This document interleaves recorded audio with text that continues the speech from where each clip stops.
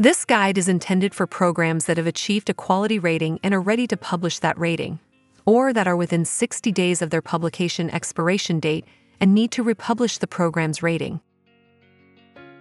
Access the Maryland Excel system at excels.marylandexcels.org and log in using the email address and password created during account setup.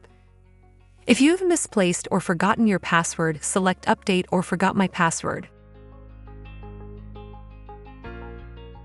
Select Work on my Maryland Excel's rating.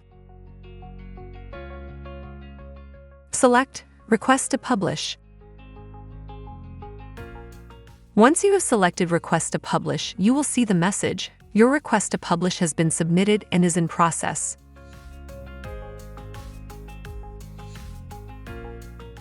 If you have questions about this process or are having trouble publishing or republishing a quality rating, please email info@marylandexcels.org.